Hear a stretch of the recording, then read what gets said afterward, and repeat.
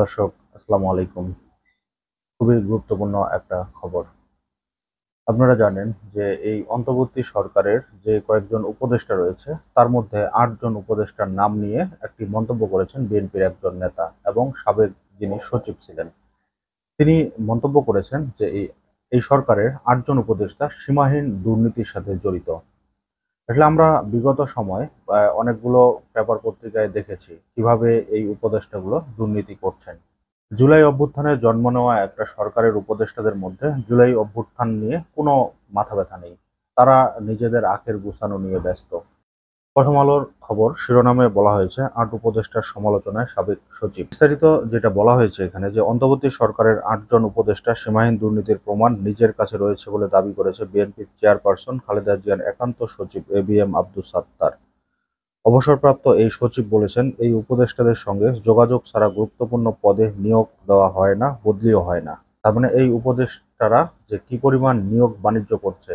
কয়েকদিন আগে কিন্তু শোনা গিয়েছিল রেজওয়ানার ব্যাপারে, তারপরে আসিফ মাহমুদ, সজীব ভুঁইয়া, আসিফ নজরুল, এরা কিন্তু ব্যাপক পরিমাণ দুর্নীতির সাথে জড়িত। ইতিমধ্যে কিন্তু সেই খবরগুলো আমরা দেখেছি। হয়তো এগুলো প্রকাশ হচ্ছে না, আজ না হোক কাল কিন্তু ঠিকই এগুলো প্রকাশ হয়ে যাবে। শুক্রবার রাজধানীর বিয়াম মিলনায়তনে এক সেমিনারে এ বক্তব্য দেন তিনি। বলেন, উপদেষ্টাদের নাম বলেননি এখানে। তিনি যে উপদেষ্টারা রয়েছে তাদের তিনি কোনো নাম উল্লেখ করেনি। আমরা তো ইতিমধ্যে দেখতেছি ডক্টর মোহাম্মদ ইউনূস থেকে শুরু করে তাদের উপদেষ্টারা কেউ কিন্তু কোনো কিছুতেই বাদ যাচ্ছে না।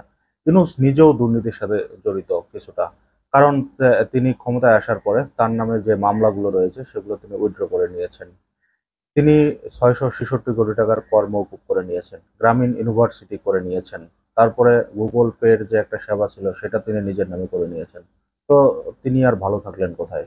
বিসিএস প্রশাসন ক্যাডারের ৮২ ব্যাচের এই কর্মকর্তা বর্তমান অফিসার্স ক্লাবের সাধারণ সম্পাদক ও বৈষম্য বিরোধী কর্মচারী ঐক্য ফোরামের সভাপতি। আব্দুস সাত্তার তার বক্তব্যে বলেন, আমি খুব হতাশ। আমাদের চরিত্র না হয় খারাপ হয়ে গেছে, কিন্তু জুলাই আন্দোলনের রক্তের উপর দিয়ে চেয়ারে বসা অন্তত ৮ জন উপদেষ্টা সীমাহীন দুর্নীতির তথ্য প্রমাণ দিতে পারবো। গোয়েন্দা সংস্থার কাছে ৮ উপদেষ্টার দুর্নীতির প্রমাণও রয়েছে, কিন্তু কারো বিরুদ্ধে ব্যবস্থা নেওয়া হচ্ছে না। এই সময় উপস্থিত কর্মকর্তারা ঠিক ঠিক বলে হাততালি দেন। ঘটনা তো আসলেই সত্যি, কারণ এই গোয়েন্দা সংস্থার কাছেও কিন্তু এই উপদেষ্টাদের সবকিছুর প্রমাণ রয়েছে। এরা কিন্তু সময় মতো সবকিছু ফাঁস করে দিবে। এরা যে ফেঁসে যেতে পারবে এমনটা কিন্তু হবে না। সাবেক এই সচিব বলেন, কষ্ট লাগে একজন উপদেষ্টার এপিএস এর অ্যাকাউন্টে ২০০ কোটি টাকা পাওয়া গেলেও তার বিরুদ্ধে কোনো ব্যবস্থা নেওয়া হয় না। তিনি প্রশ্ন করেন, স্বাস্থ্য মন্ত্রণালয়ের মতো একটি মন্ত্রণালয় নূরজাহান বেগম চালাতে পারেন? স্থানীয় সরকার মন্ত্রণালয়, যুব ক্রিয়া মন্ত্রণালয়ের মতো দুটি গুরুত্বপূর্ণ মন্ত্রণালয় একজন অনভিজ্ঞ উপদেষ্টা দিয়ে চালানো ঠিক হচ্ছে? ছাত্র জনতার অভ্যুত্থানে আওয়ামী লীগ সরকারের পতনের পর গত ১ বছরে দুর্নীতি না কমে বরং অতীতের চেয়ে বেড়েছে বলে মন্তব্য করেছেন আব্দুস সাত্তার। তিনি বলেন, এক সহকারী কমিশনার একটি স্কুলের জমির নাম জারিতে ৩০ লক্ষ টাকা চেয়েছেন। ঢাকার আশপাশে একজন ইউনো একটি কারখানার লেআউট পাস করতে ২০ লাখ টাকা চেয়েছেন। এরকম অসংখ্য কথাবার্তাই তিনি বলেছেন। কারণ ইউনূস সরকারের উপদেষ্টারা যে দুর্নীতি করছে সীমাহীনভাবে, এটা ইতিমধ্যে কিন্তু প্রমাণিত। কারণ তারা কোনো কিছু নিয়ন্ত্রণ করতে পারছে না, শুধু নিজেদের আখের গোছাচ্ছে।